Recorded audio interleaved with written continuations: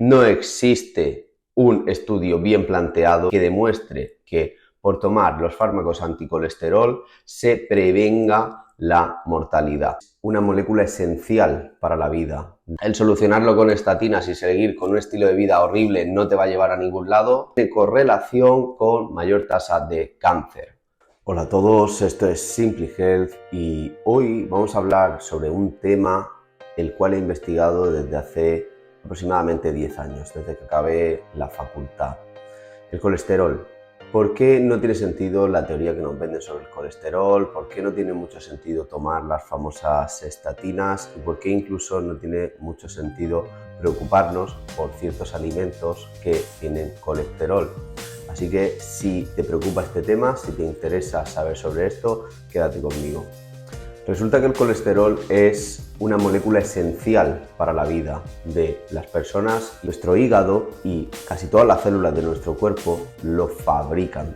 Se trata de una molécula que está entre una grasa y un alcohol y que es principalmente necesaria para formar una especie de película alrededor de nuestra célula y poder formar así la famosa barrera que va a limitar el tránsito de unas sustancias a otras en el interior de esta. Aparte de esto, es una sustancia fundamental en otros aspectos. Por ejemplo, es muy importante para la transmisión eléctrica de nuestro sistema nervioso. Nuestro sistema nervioso actúa como una auténtica red de cables y como los cables que tenemos en casa necesitamos una especie de aislante. Ahí entra en juego el colesterol, entre otras sustancias. También es muy importante el tema hormonal. El colesterol es un precursor fundamental de hormonas como testosterona o prohormonas como la vitamina D. Y también es un importantísimo antioxidante y antiinflamatorio. El problema cuando hablamos, por ejemplo, de la obstrucción arterial, de la aterosclerosis, es que se produce una gran inflamación por otras circunstancias y el colesterol va a la zona a intentar solucionar el problema. Al final se acaba acusando a una de tantas sustancias de estar ahí por ser la causante de dicho problema. Luego entraremos más en este aspecto. ¿Por qué me atrevo a decir que la teoría del colesterol es falsa y de que no deberíamos preocuparnos tanto por si tenemos un colesterol u otro? ¿Y por qué recomiendo a las personas a las que les diagnostiquen un problema con el colesterol y que les digan que tomen estatinas, que le den una vuelta más a este tema o que tomen una segunda opinión? Bueno, resulta para empezar que el colesterol, como he dicho al principio del vídeo, es una molécula que nuestro cuerpo fabrica, la necesitamos, es importante. Pongamos el ejemplo de una persona vegana. Los veganos no comen absolutamente nada de grasas animales, obviamente, por lo tanto en su organismo no entra nada de colesterol. Sin embargo, las personas veganas tienen también colesterol. ¿Cómo es esto posible? Bueno, pues porque su cuerpo fabrica el que necesita. Nos vamos ahora al otro extremo, una persona con una dieta carnívora que pueda comer muchísimo colesterol y no va a tener un exceso de colesterol muy diferente al de una persona vegana. ¿Por qué? Porque volvemos a lo mismo, su hígado va a regular la cantidad de colesterol que se fabrica en función de lo que entra. Tenemos un segundo problema y es el de los bebés. La leche materna tiene unos 14 miligramos aproximados por 100 mililitros. Esto quiere decir que un bebé toma al día casi la cantidad máxima que se recomendaba de colesterol antes de entrar en una cantidad de riesgo. ¿Cómo es esto posible si un bebé es 10-20 veces más pequeño que un adulto? ¿Y cómo es posible que además tome tanto colesterol y no le pase nada? Pues porque no hay ningún problema, porque el colesterol, volvemos a lo mismo, es una sustancia necesaria para el desarrollo de su cerebro, de sus hormonas, de todo su ser.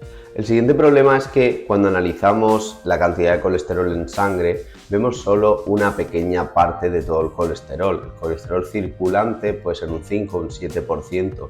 Tenemos muchísimo colesterol en el cerebro, como decía en el inicio.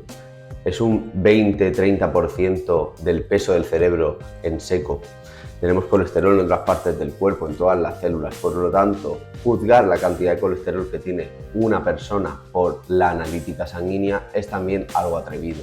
Y por último, y cerramos esta parte, no existe un estudio bien planteado, un estudio científico hecho con rigurosidad que demuestre que por tomar los fármacos anticolesterol se prevenga la mortalidad. En 2015 las guías de alimentación americanas dejaron de recomendar un máximo de colesterol. Hasta ese entonces la recomendación era no pasarse de 300 miligramos de colesterol al día, lo cual no es muy alto, porque un solo huevo puede ponerte ya casi en ese límite. Por eso durante muchos años se recomendaba no comer más de X huevos a la semana, 2, 3, era una recomendación muy absurda porque el huevo tiene tantos beneficios y el colesterol, como estamos viendo, es tan inocuo que no tenía sentido hacerle caso a eso. Como digo, a partir de 2015 dejó de recomendarse el tener que fijarse en el colesterol. Por lo tanto, esto también es importante porque a pesar de ello seguimos obcecándonos en que esta sustancia es peligrosa y en que debemos regularla. Pero ¿de dónde viene toda esta historia del colesterol? Bueno, en los años 50 en Estados Unidos empezamos a tener ciertas recomendaciones por parte de los sectores políticos que empezaban a hablar de nutrición y se empezaba a recomendar controlar algunas cosas para evitar los infartos. Era una época donde la cardiopatía empezó a subir exponencialmente por ciertos motivos y se buscaba un culpable. Los principales interesados en este aspecto fueron la industria alimentaria, en concreto la industria de los cereales y del azúcar. ¿Qué pasa? Al final es una competencia de mercado. En aquella época era tradicional desayunar huevos, bacon, carne, algo de pan, mucha leche. Entonces se le empezó a inculcar a la población de que esto no era lo correcto a nivel de salud, que había una crisis de infartos y que se debería empezar a comer más cereales de desayuno, azúcares, panes, harinas, masas, etc. Como digo, detrás de esto estaba la industria alimentaria, en concreto el lobby de los cereales y del azúcar, compitiendo a su vez contra el de la ganadería, el de los huevos, el de los lácteos. Tal era la fuerza de estos poderes que consiguieron entrar en el gobierno y consiguieron hacer guías nutricionales recomendando a la población una serie de consejos que, como hemos visto, no han llevado a nada, pues a día de hoy los infartos están en el mismo ratio aproximadamente y a pesar de que se han hecho una multitud de recomendaciones nutricionales y a pesar de que el consumo de estatinas, que es el fármaco de colesterol por excelencia para bajarlo, es el número 1 en ventas de la historia. Así que vamos con las estatinas. Bueno, una regla de marketing muy típica es que cuando creas un problema debes buscar también la solución que vender para ese problema. Primero metemos un miedo en la población, le decimos que hay que preocuparse mucho por un aspecto y luego te vendo la solución. En este caso hablamos de las estatinas. Las estatinas son un fármaco que sí que funcionan en lo que dicen, bajan el colesterol. Pero ya como hemos visto en este vídeo, puede que esto no tenga mucho sentido.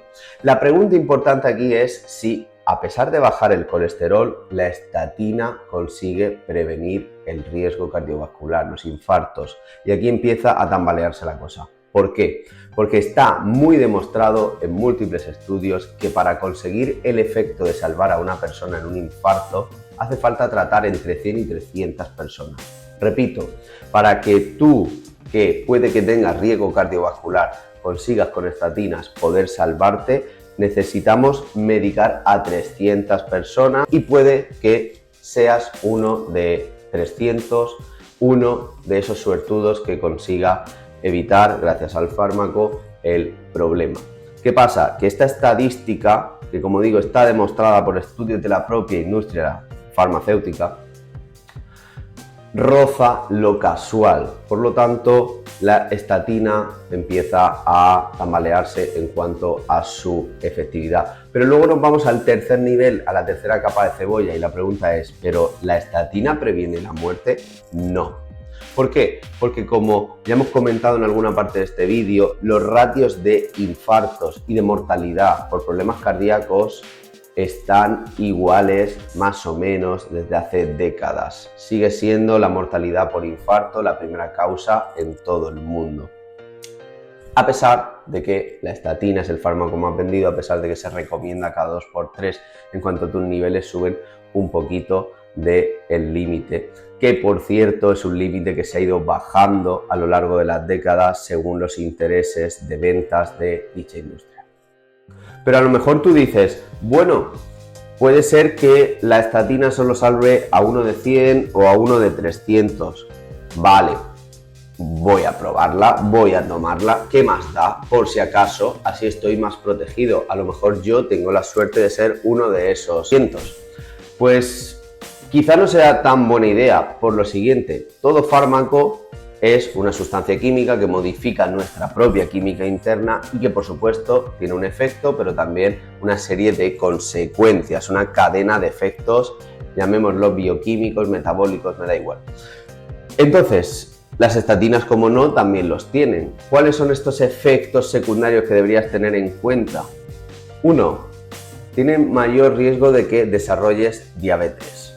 2. Están muy relacionadas con dolores de cabeza, dolores musculares y dolores articulares. Es muy típico en mi caso ver en consulta a personas con consumo de estatinas y tener sensación de que les duele el cuerpo, de que se le inflaman los músculos, que no se sienten de un punto de vista físico muy capaces.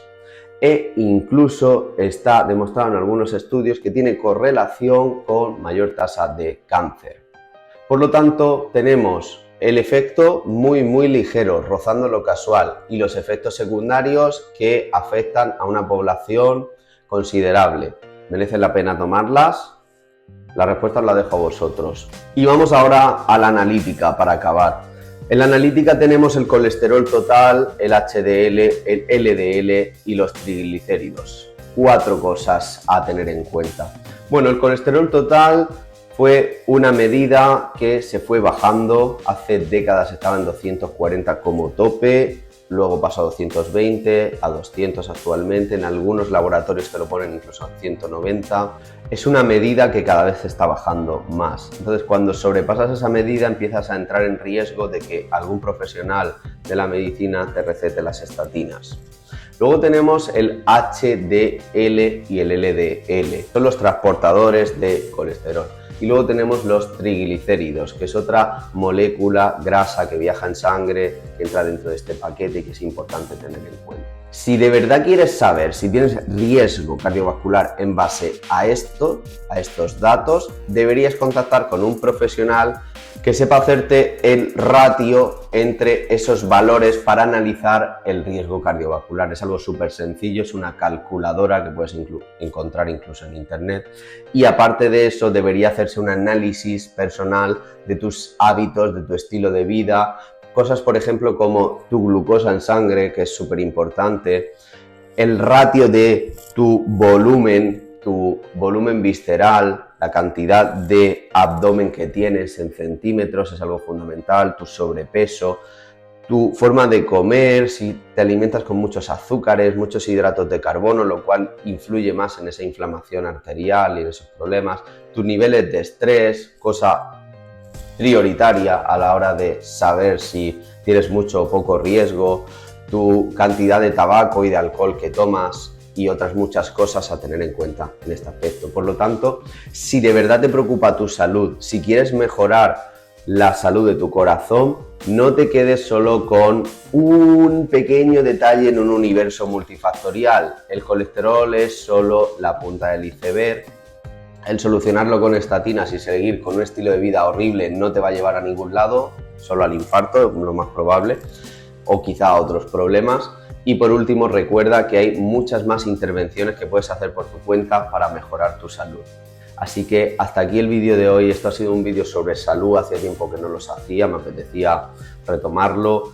Creo que es algo que puede ayudar a mucha gente. Si te ha gustado, transmítelo, pásaselo a otras personas a las que les pueda ayudar, suscríbete. Y por último, si esta información te ha gustado, pero te gustaría profundizar más, te gustaría saber más, voy a dejar un enlace con un artículo que escribí hace ya unos cuantos años, totalmente referenciado desde un punto de vista científico, con bastante rigurosidad, donde podrás analizar todo este tema con tranquilidad y con muchísimos más datos extra. Así que hasta aquí el vídeo de hoy y nos vemos en el próximo. Un saludo.